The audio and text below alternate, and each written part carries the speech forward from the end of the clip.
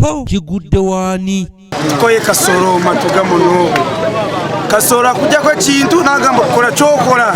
Abatuuze nga bali wamu n'ab'obuyinza mu kitundu e Matuga mu Wakiso bakoze ekikwekweto ekyokuyiga abaana bakazibwako erya Kasolo Group nga bakulira amanyiddwa nga Amosi.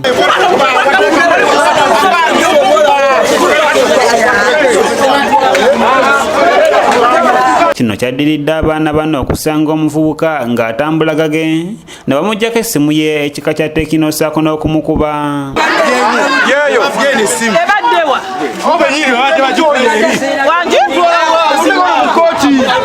Tulina obuzibu bwa Kasolo Group muno mu Matuga. Kasolo Group batufuukidde ettabu. Juzi banteega wali lwakwa zino baali bammanyi kati babbye essimu y'omuvubuka bakwese naye banoonya omuvubuka bayite Amos. Amos afuuse ekizibu muno mu Matuga. Abatuuze bagamba nti baasose kuggyako mwana omugaati ng'ono yabadde atumiddwa nnyina okugugula ku dduuka. Group bantamye singa buli gwe bakwatako battamutte kyandituyambye naye tetwagala kumukwata ate ne bamuta. Twagala buli gwe bakwatako bamutte, buli gwe bakwata bamutte. Batutamada bateega abantu bababbako ssente bababbako n'ensawo zaabwe n'ebintu ebirala bwe babakwata tebabalatabuti ne bakomawo.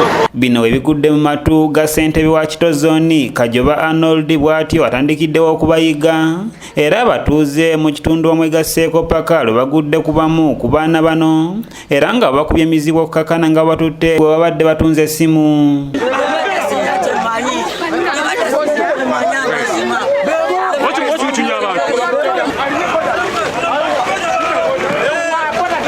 Abatuuze bagamba nti bakoowolwa abaana bana babafuukidde kye bawalula. Baba amasimu babba emmere buli kye basanga bo ekibasala maaso kye babassebo.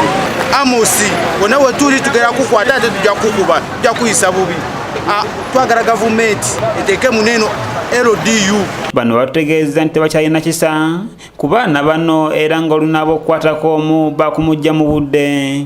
Naye banange tubakoye bwe tugenda kukwatako kati kuba bukubi ku mutwe tugenda kuddamu kwegayira Kasolo Matuga tubakoye. Bano bagamba nti coronavirus abali bubi ate n'abaana beegase ku bizibu bye balina okubafuukira kayinja mu ngatto.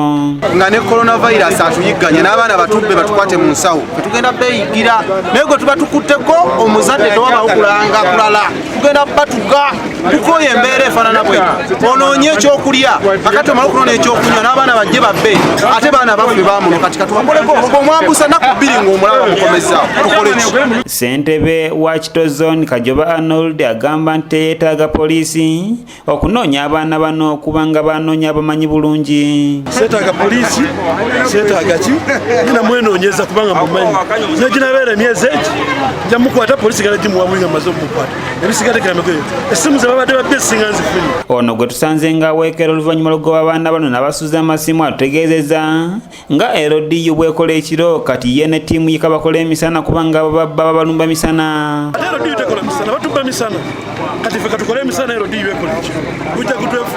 Ajje Samuel yakusakidde eggulire erina okulwa ABS Television. Kati tukola embeera eyo tusanzeewo n'ebyokukola bitono kifo ky'okwesibira mu mayumba kati tunoonye abaana bano aba Kasolo.